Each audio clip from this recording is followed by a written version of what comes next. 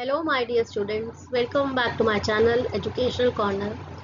As you are already aware that we have completed Chapter 8, Measurement of Time and Motion from our Science Curiosity book of Standard 7 in two parts, Part 1 and Part 2 explanation. Today we will be starting with the summary and question answers of this chapter. In a nutshell, summary. The time taken by the pendulum to complete one oscillation is called its time period. So what is time period? It is a time which is taken by a pendulum to complete one oscillation. It is called time period. The time period of a pendulum of a given length is constant at a place. So time period of simple pendulum.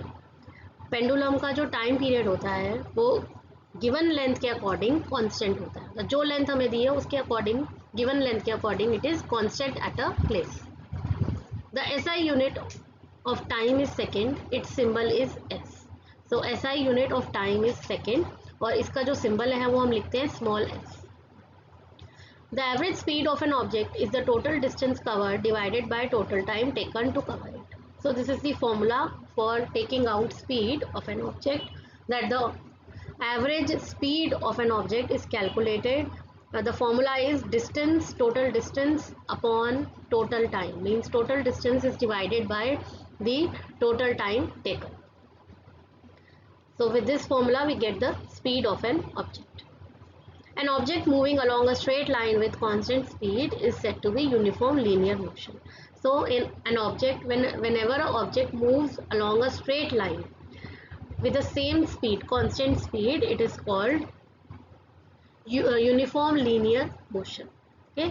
If the speed of an object moving along the straight line keeps changing, it is said to be in non-uniform linear motion. So when an object moves in a straight line, but speed जो है वो constant है, same चल रही है. अगर 20 20 20 यही speed से एक ऑब्जेक्ट चल रहा है तो वो यूनिफॉर्म लीनियर मोशन कहलाएगा और वो एक स्ट्रेट लाइन में मूव कर रहा है.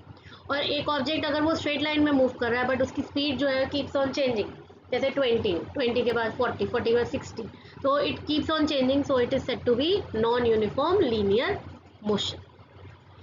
Let's come to the question answers now. Let us enhance our learning. Question number 1. Calculate the speed of a car that travels 150 meters in 10 seconds. Express your answer in kilometer per hour. So what we have to do, we have to calculate the speed of car. Car की speed को calculate हमें करना है, ठीक है. और distance क्या दिया हुआ है 150 मीटर्स और टाइम हमें दिया हुआ है 10 सेकेंड्स. इसको हमें चेंज करना है किसमें, यहाँ पर हमें मीटर पर सेकंड में दिया हुआ है. मीटर पर सेकंड को हम चेंज करेंगे kilometre per hour. Now how can we change? First of all we have to change metre per second to kilometre per hour. अब मीटर पर सेकंड हमें कहाँ दिया है, टाइम, यहाँ पर हमें जो टाइम दिया है वो 10 सेकेंड्स है और जो डिस्टेंस है वो 150 मीटर है. तो 150 metre by 10 second, so metre per second को हमें चेंज करना है kilometre per hour. Why we have to change? क्योंकि हमें क्वेश्चन में दिया है कि हमें इसे उसमें आंसर को एक्सप्रेस करना है. तो when we change metre per second, what happens, 1/1000, ठीक है. इसको 1 डिवाइड बाय 1000, ये हो गया मीटर. मीटर को हमें चेंज करना है किलोमीटर में, तो जब मीटर को हम किलोमीटर में चेंज करेंगे तो 1/1000, 1 डिवाइड बाय 1000. और जब हम सेकेंड्स को चेंज करेंगे तो आएगा 1/3600, ठीक है. हमने क्या करना है, सेकेंड्स को किस में चेंज करना है, आर में, ठीक है. आर में जब हम चेंज करेंगे तो हो जाएगा 16 × 60, क्योंकि पहले हम मिनट में चेंज करेंगे. जब सेकंड को मिनट में चेंज करेंगे तो 60 आएगा और उसके बाद जब हम मिनट को आगे आर में चेंज करेंगे तो फिर जो है वो मल्टीप्लाई होगा 60 से, तो 16 × 60 हो गया 3600. तो 1/1000, ठीक है. जब हम चेंज कर रहे हैं metre to kilometre, that is why we have taken 1000, क्योंकि इनका जो रिलेशन है मीटर और किलोमीटर का वो 1000 है. फिर सेकेंड टू आर में जब हम चेंज करेंगे डिवाइड बाय 1/3600. तो in this process what will happen, 1/1000 divide by 3600 we will get 18/5, ठीक है. आंसर आएगा 18/5. ये क्या है, ये हमने जब चेंज करना है मीटर पर सेकंड में, मीटर पर सेकंड को किलोमीटर पर आवर में, तो हमेशा हमें ध्यान रखना है कि हमें यही कन्वर्जन करना है और आंसर यहाँ पर आएगा 18/5। अब इसको हम कन्वर्ट कैसे करेंगे, let us see. Distance is 150 metre, time taken 10 second. Speed का फॉर्मूला अभी हमने पीछे ही पढ़ा है, distance upon time, distance divide by time. तो डिस्टेंस कितना है 150 और टाइम है 10, तो आंसर आया 15 के, आंसर आया 15। 150 डिवाइड बाय 10 करेंगे तो आंसर आएगा 15।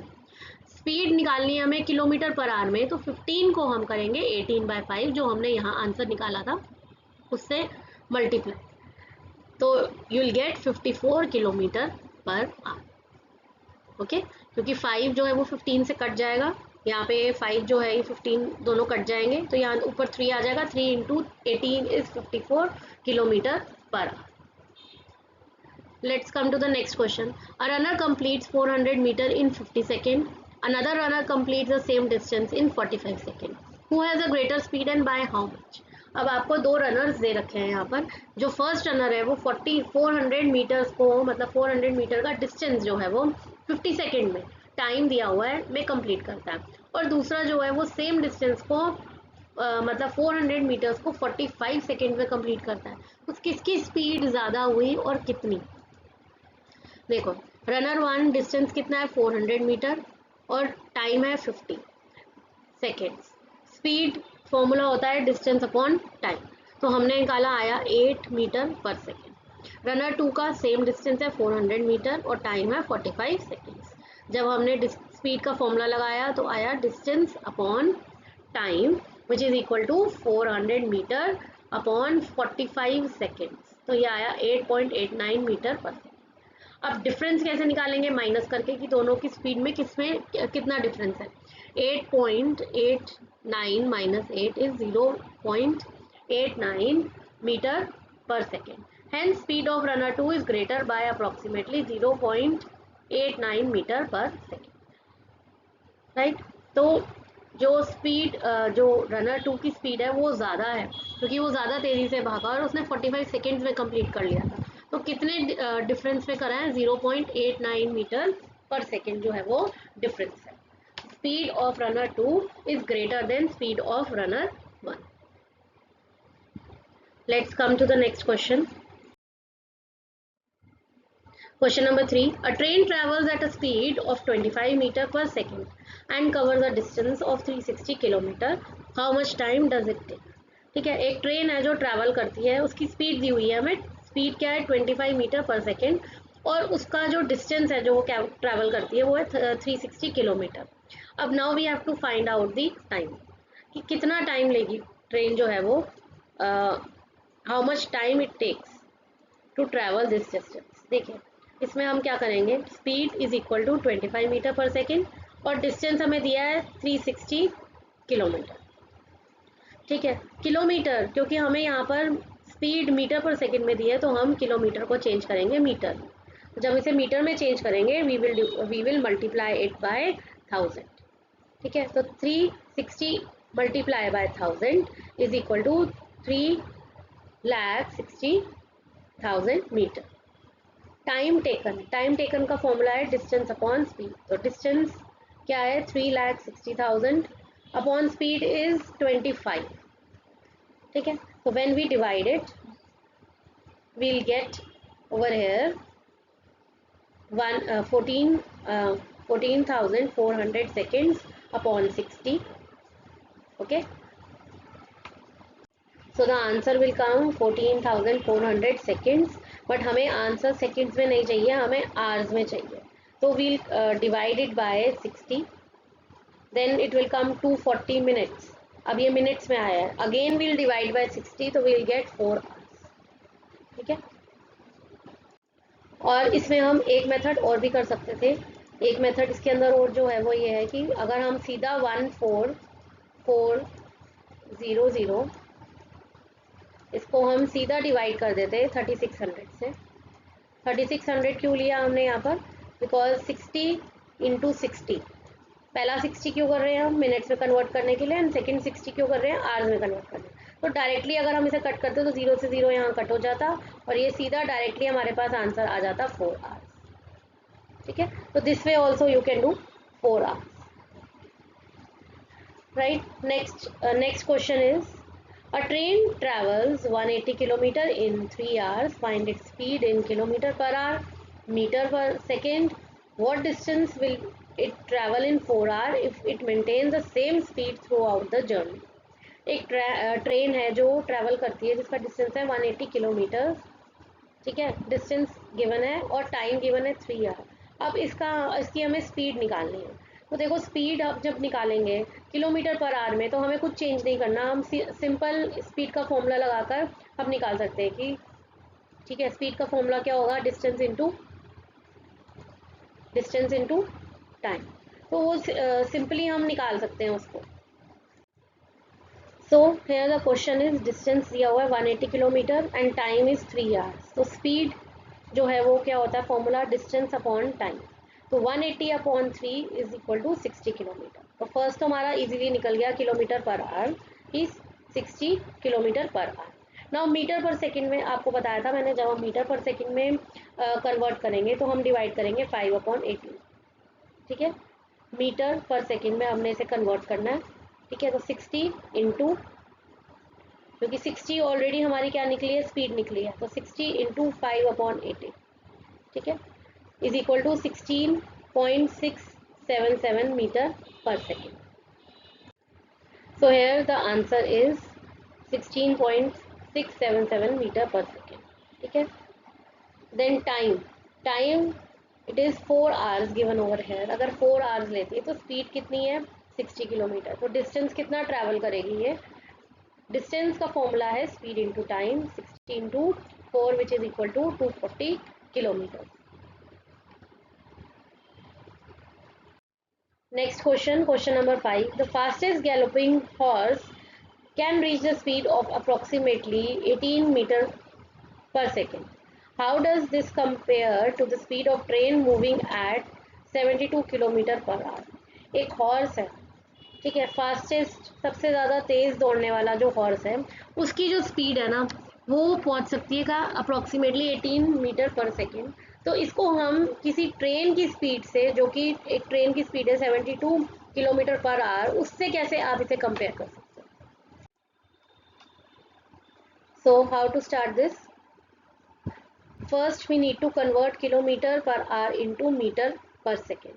ठीक है, किलोमीटर पर आवर वो मीटर पर सेकंड में कैसे करेंगे, किलोमीटर को जब हम कन्वर्ट करेंगे मीटर में तो हम लेंगे 1000, और जब हम आर को कन्वर्ट करेंगे सेकंड में, मैंने आपको बताया था आर से जाएंगे मिनट पे और मिनट से जाएंगे सेकंड पे, तो 60 इंटू 60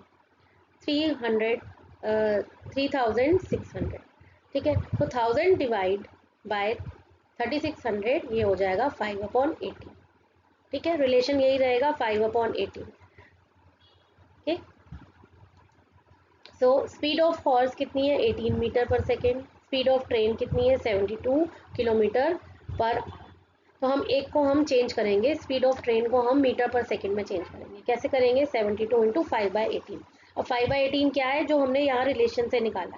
किलोमीटर को जब हम मीटर में चेंज करेंगे और आवर्स को जब हम सेकंड में चेंज करेंगे, तो हम डिवाइड करेंगे 1000 को डिवाइड करेंगे 3600 से, जो कि हमारा आंसर आएगा 5 अपॉन 18। ठीक है, तो यहाँ हमने जब ये फॉर्मूला लगाया तो ये हो गया 72 into 5 upon 18, right? So here clearly we can see 18 ones are, 72 is 4s are, and 4 5s are becomes 20. So the answer is 20 meter per second. The train is faster by 2 minutes per second than the fastest galloping horse. क्योंकि speed horse की दी थी 18 और हमने train की speed को भी metre per second में निकाला तो आया 20।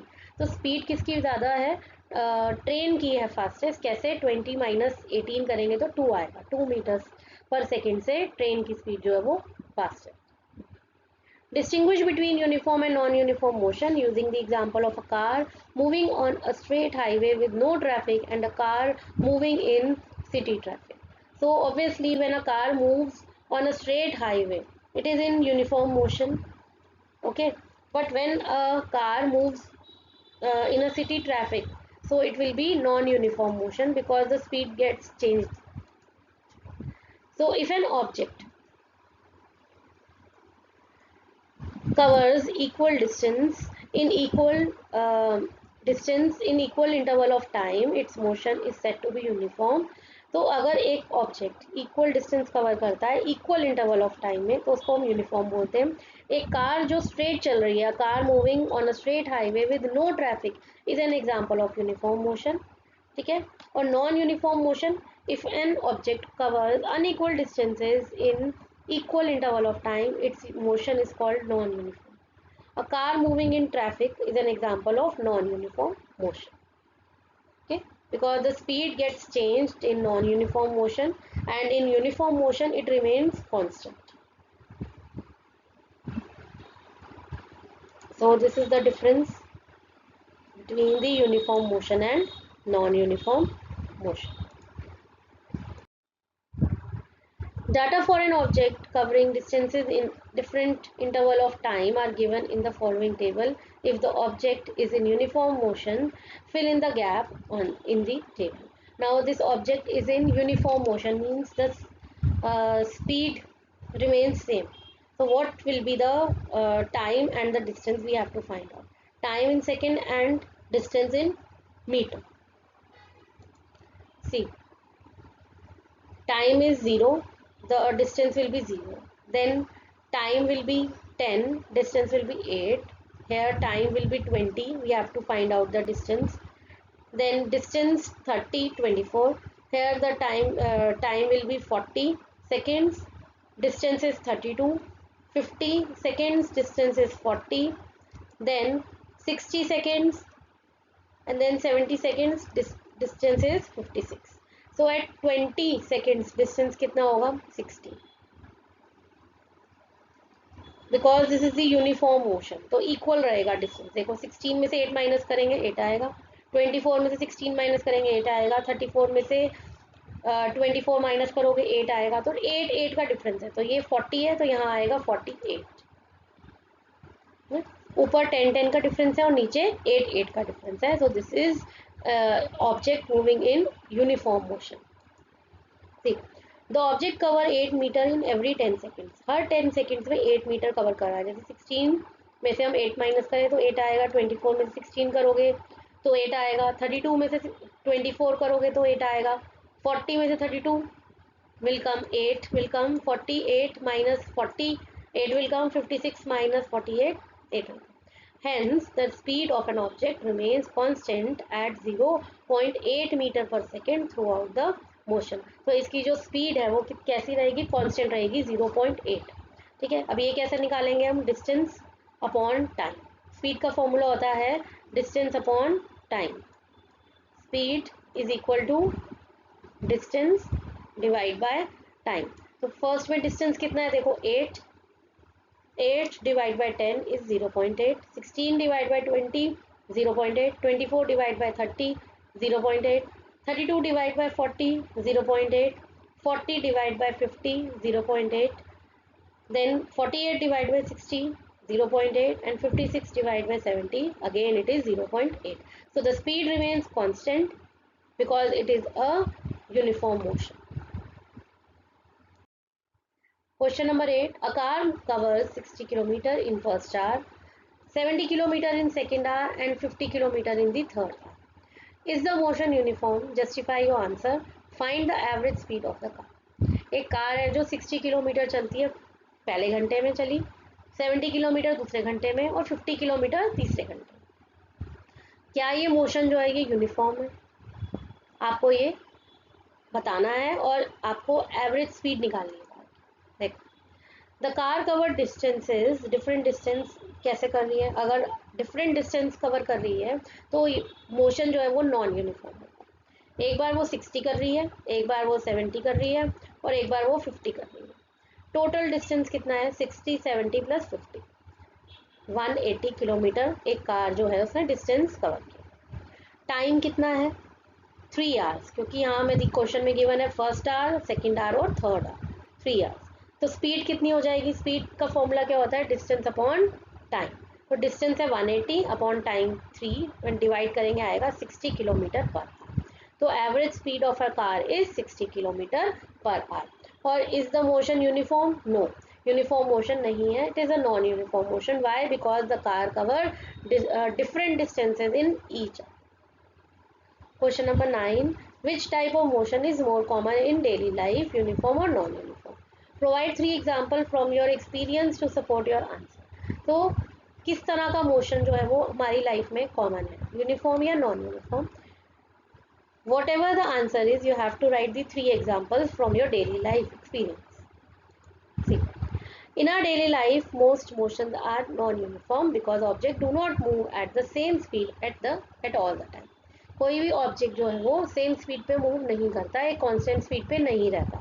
तो इसीलिए मोशन जो है वो हमारी लाइफ में जो मोशंस हम जो देखते हैं वो ज़्यादातर नॉन यूनिफॉर्म होते हैं। फॉर एग्जांपल, ट्रैवलिंग इन अ बस ऑन एन अनइवन रोड। ठीक है, एक बस जो है एक क्राउडेड एरिया में जा रही है या अनइवन रोड पे जा रही है, तो उसकी स्पीड जो है वो ऊबड़ खाबड़ या आगे पीछे होगी, तो it is called non uniform motion.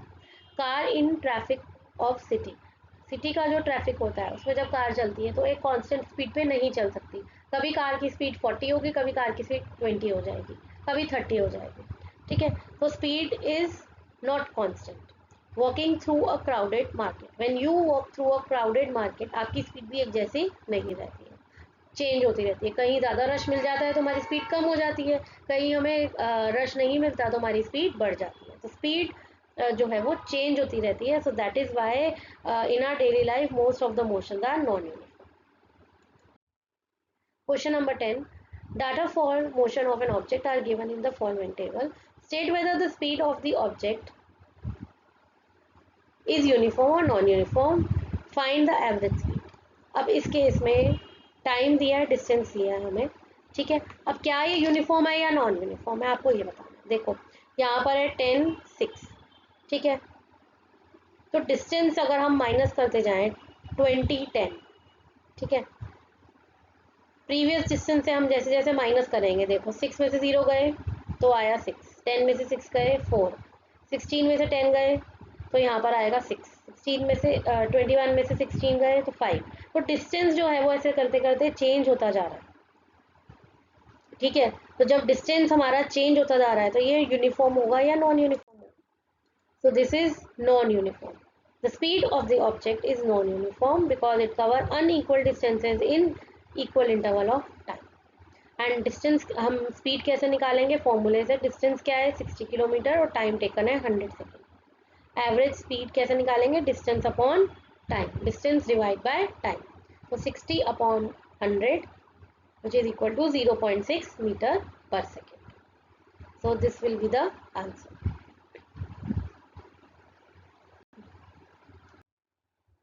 Question number 11. A vehicle moves along a straight line and cover the distance of 2 kilometre.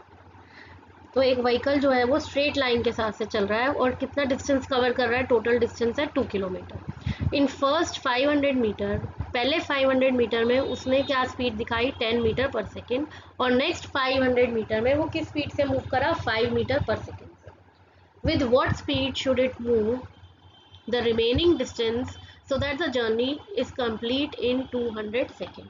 तो किस स्पीड से उसको मूव करना चाहिए ताकि जो बाकी की जो जर्नी है वो 200 सेकेंड्स में कंप्लीट हो जाए? और what is the average speed of vehicle for the entire journey? और एंटायर जर्नी के लिए उसकी क्या स्पीड रहनी चाहिए?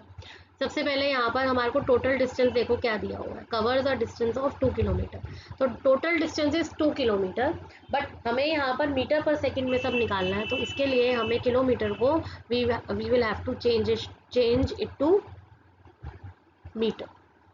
तो किलोमीटर को जब हम चेंज करेंगे तो it will get multiplied by 1000 and it becomes 2000 metre. Step 1, time taken to cover the first 500 metre. देखो 500 मीटर, 500 मीटर में डिस्टेंस कितना है? 500 और स्पीड कितनी है? 10, तो आ जाएगा 50 सेकेंड। फिर स्टेप 2 में भी टाइम जो है वो सेम है। टाइम टेकन कैसे निकालेंगे हम? स्टेप 2 में भी 500 मीटर है एंड स्पीड इज 5। तो here what we will do, step 2 में